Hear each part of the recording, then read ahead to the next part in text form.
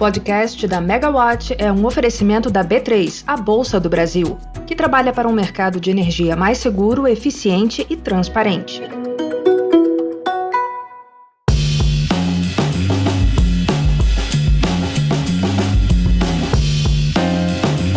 Há 20 anos, o Brasil passou por um dos mais emblemáticos eventos da indústria de energia elétrica, o racionamento de energia.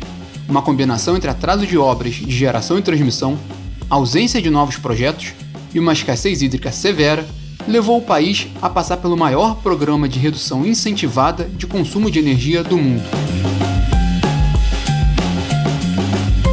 Diferentemente de outros programas do tipo, em que são feitos cortes de carga definidos e programados previamente, o Programa Brasileiro de Racionamento de Energia contou com a adesão em massa da sociedade às medidas estabelecidas pelo governo na época. O programa de racionamento foi feito com base em estímulos e penalidades na conta de luz e um grande trabalho de comunicação e transparência das medidas junto à sociedade. Alguns especialistas definem a experiência como o maior e mais bem-sucedido programa de racionamento de energia do mundo, tendo servido de exemplo para outros países. A experiência deixou um legado importante, como a melhora do perfil de consumo de energia pela população brasileira, que reduziu o desperdício de energia, gerando ganhos estruturais para o sistema. O episódio também foi fundamental na formulação das bases da reforma do setor elétrico, implementada anos depois, chamada de O Novo Modelo do Setor Elétrico. Por outro lado, o racionamento de energia teve um preço político elevado para o governo, que não conseguiu eleger o seu candidato na eleição presidencial do ano seguinte.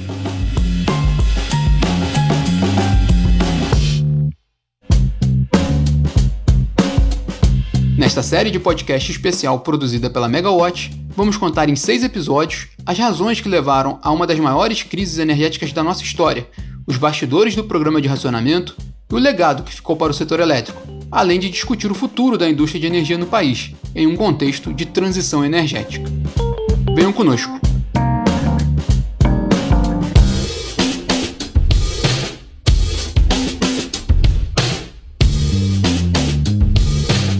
Neste primeiro episódio, vamos voltar à década de 1990.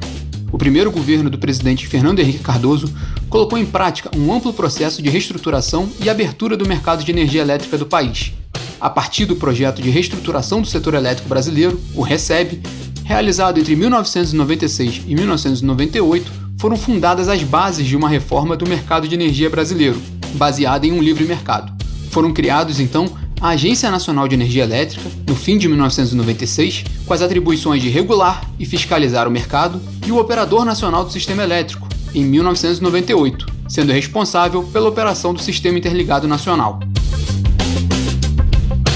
Constituído por um modelo liberal, o processo de abertura do mercado era baseado em um amplo programa de privatizações no setor, iniciado pelo segmento de distribuição de energia e que se almejava chegar à Eletrobras.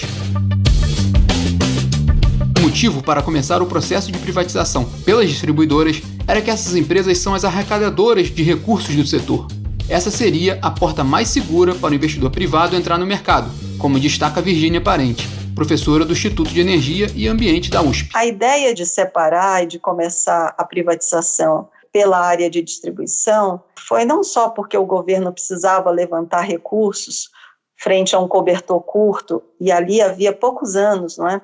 6 anos, mais ou menos, da decretação do início do Plano Real, e o governo estava gastando muito porque tinha aberto mão de ter um imposto inflacionário.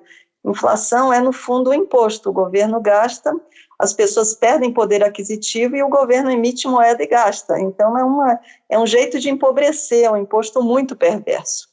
E aí, o governo precisava se desvencilhar de algumas joias da coroa e pensou no setor de telecom e no setor de energia elétrica, que poderia despertar interesse do investidor privado.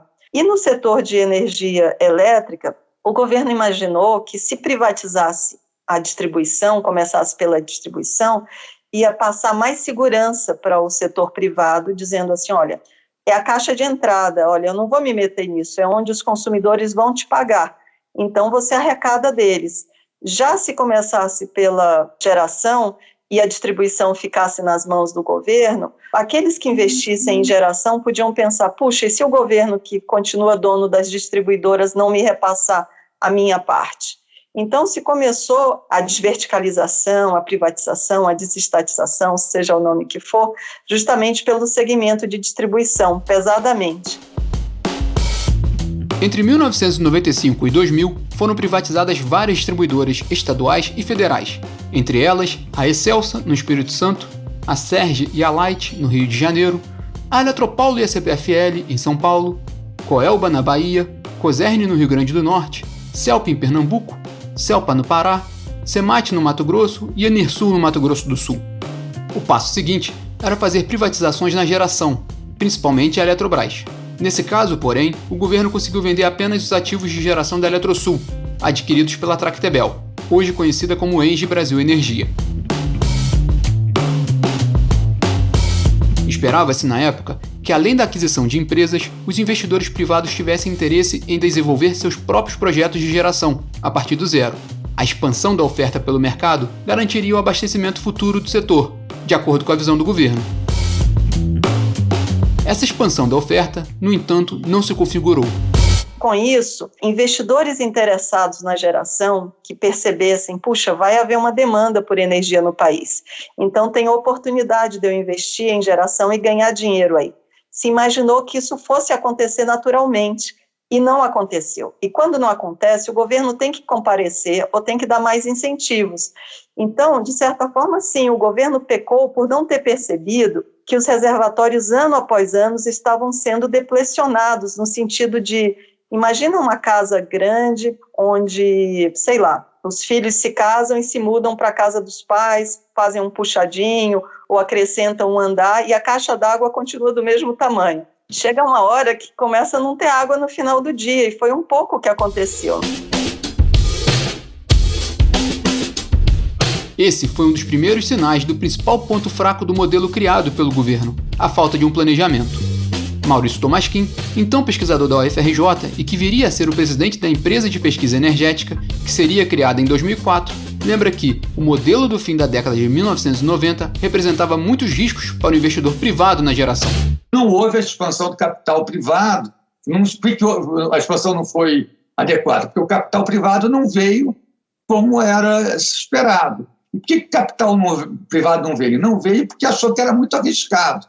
E por que é arriscado? Porque você pega um sistema hídrico, naquela época, como se ainda, os reservatórios, ainda em relação à carga, era grande, quer dizer, para a carga que tinha, hoje você tem os mesmos reservatórios, mas a carga aumentou muito mais, então você perdeu essa regularização que você tinha, né?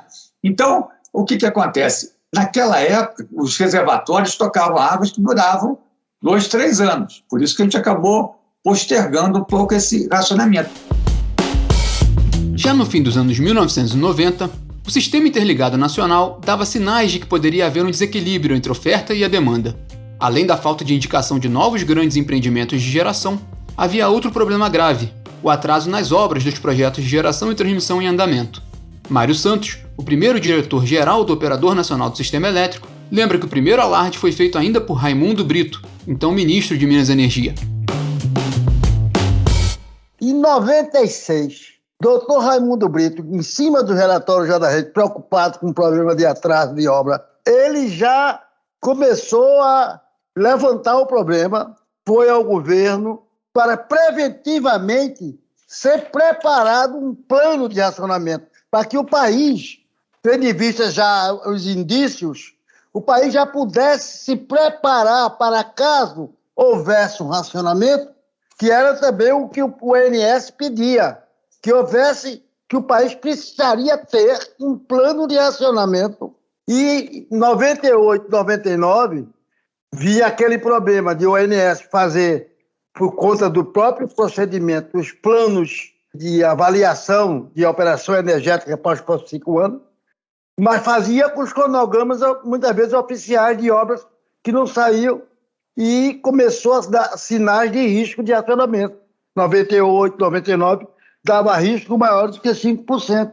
Mas, por sorte, sempre chovia. Em 2000, o governo então dobrou a aposta e lançou o Programa Prioritário de Termoelétricas, que tinha o objetivo de contratar 49 usinas a gás natural para complementar a geração hídrica. A grande maioria desses projetos, porém, jamais saiu do papel, como observa a professora Virgínia Parente. Foi criado também, uma brincadeira, uma piada no setor, o Programa Prioritário de Termoelétricas, o PPT, Programa Prioritário de Termoelétricas, que a ideia seria implementar no país rapidamente 49 termoelétricas. E como voltou a chover também nos anos seguintes, as piadas logo na sequência, depois que a gente conseguiu sair do apagão, do corte administrado da demanda naquele ano, não é? É que, será que 49 era 49 mesmo ou era 4, no máximo 9, né? De 4 a 9, não 49.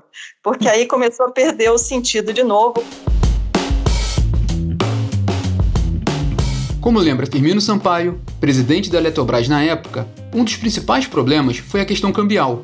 Em outras palavras, as usinas seriam remuneradas em real, enquanto o custo do gás natural era baseado no dólar, justamente em um momento em que a moeda brasileira passava por um processo de desvalorização.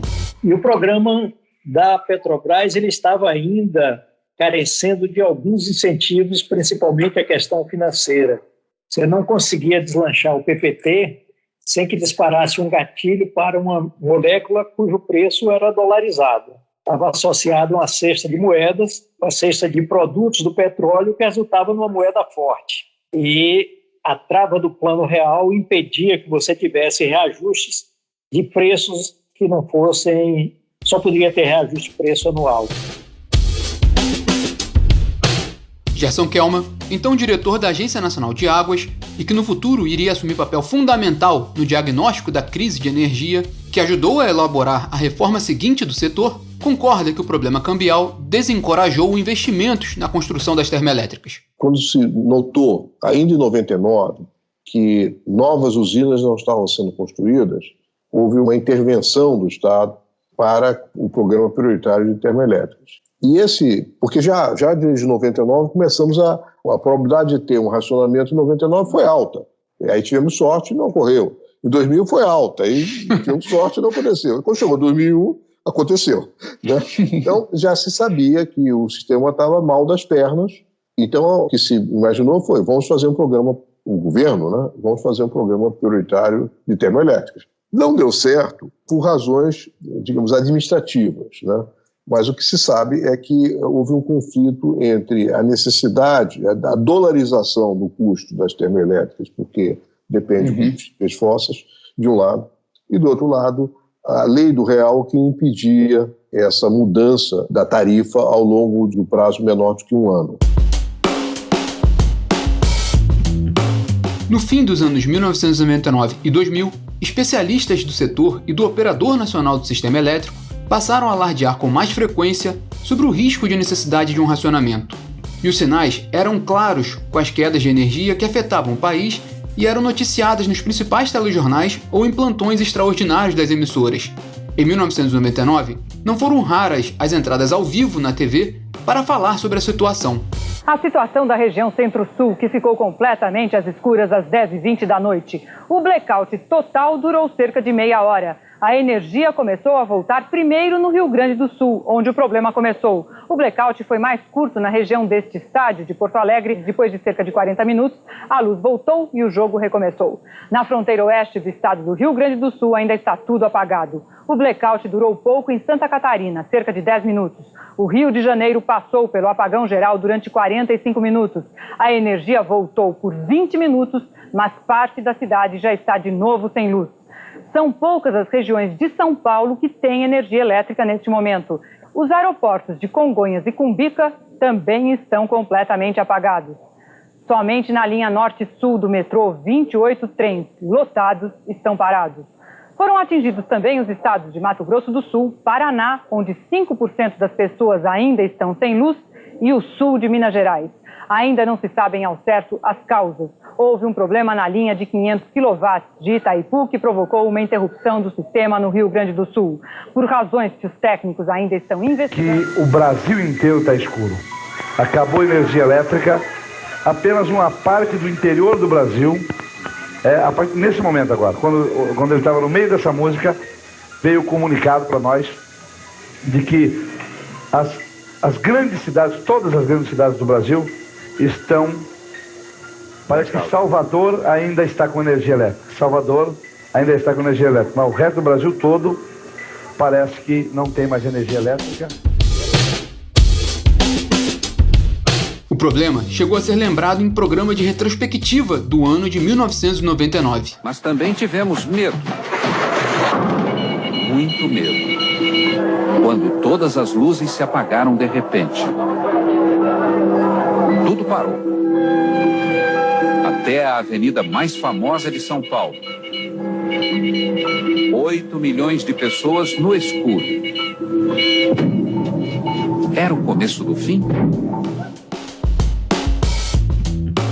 Mas, como o sistema era fortemente baseado nas grandes hidrelétricas, as chuvas do verão de 1999 e de 2000 funcionavam como uma espécie de cavalaria, salvando o setor elétrico do pior, como lembra Mário Veiga, fundador da PSR e um dos principais consultores responsáveis pelo programa de racionamento do país. O grande susto não foi na passagem de 2000 para 2001. O grande susto foi na passagem de 1999 para 2000. Em 1999, final de 1999, os reservatórios estavam em 20%, uma coisa extremamente baixa.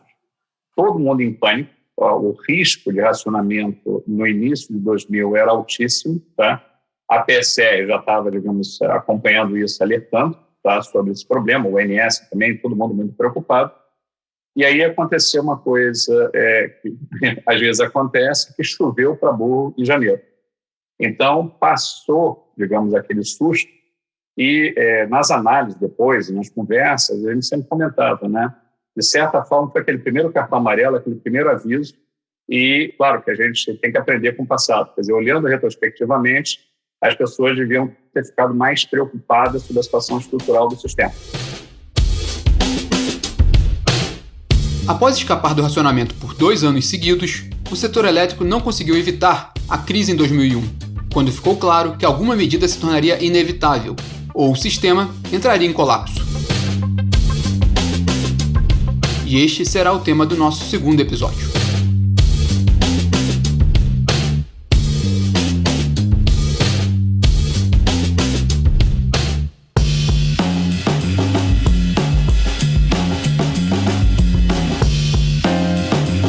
A série do Apagão à Transição é produzida por Adriano Nascimento, Camila Maia, Giovanna Zilotti, Jade Estopa Pires, Larissa Rayon, Natália Bezutti, Paola Li, Rodrigo Polito e Olivia Nunes. Edição de som feita por Guilherme Real. Esta edição usou áudio de notícias veiculadas pelo Jornal da Globo e Retrospectiva 1999, ambos da TV Globo, e do programa do Ratinho, do SBT.